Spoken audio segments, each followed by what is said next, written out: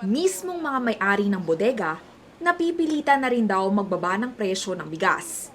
Sa Intercity sa Bulacan, kung saan tabi-tabi ang mga bodega, marami kang makikitang nakaimbak na sako. Pero may ilan-ilan din na paubos na ang stock, tulad nitong ating napuntahan. Dito sa isang warehouse sa Bocaue, Bulacan, hindi na halos napupuno ng bigas sa tumal lang dating ng supply. Meron silang bagong kuhang palay na nabili nila sa 33 pesos kada kilo, 500 sako yan o katumbas ng isang truck. Kaya lang kulang pa raw sila ng nasa 2 truck para makapagsimulang magiling at gawing bigas. Kaya inaasahan nila na kung makabili man sila ng mas murang palay sa mga susunod na araw, baka malugi pa raw sila ng nasa 4 na piso kada kilo. Ayon sa management ng warehouse, 44 pesos kada kilo ang pinakamababang bigay nila sa isang sako ng regular milled rice. Pero nag-abono na raw sila riyan ng 2 piso dahil 46 pesos talaga dapat ang isang kilo. 5 piso ang diferensya sa price ceiling na 41 pesos, wala pa sa mga pamilihan. Binaba na po talaga ni boss yan. Sacrifice sale na po talaga yung binibigay natin. Lahat po kasi nangangapa ngayon, pati po yung mga buyers, tiyatawagan po kami kung paano bang gagawin. Kasi yung presyo nga po, nakikita nyo naman po dyan, pinakamababa na po namin is 1 which is 44 per kilo yon. Paano po nila ibebenta yun ng 41 to 45?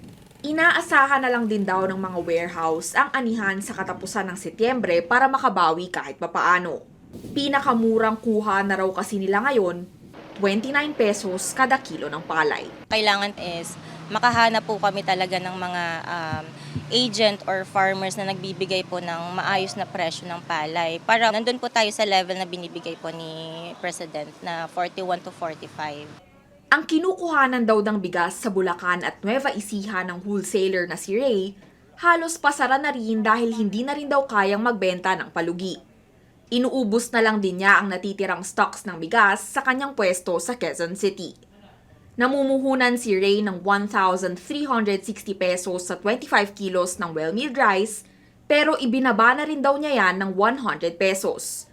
Pumapatak na 49 pesos ang kada kilo, hindi pa kasama ang delivery at ibang gastos. Gayunpaman, ibinibigay na lang daw niya ito sa rice retailers sa halagang 45 pesos para makasunod kahit papaano sa price cap. Wala na talaga kaming choice na talaga. Palugi na ng palugi. Tingnan mo, wala kaming bigas. Oh. Dati punong-puno yan hanggang doon sa loob. Ani Ray, baka magsara na lang din daw muna siya ng tindahan bukas ng hapon, oras na maubos ang natitirang 500 sako. Bali wala yung ayuda dahil mahal din ang puhunan. Kailangan ibaba talaga kahit yung gawin nila na ang sako 900, pwede na yun. Sa rice retailers lang may pangakong ayuda ang gobyerno na hanggang 15,000 pesos. Kari Cator, CNN Philippines.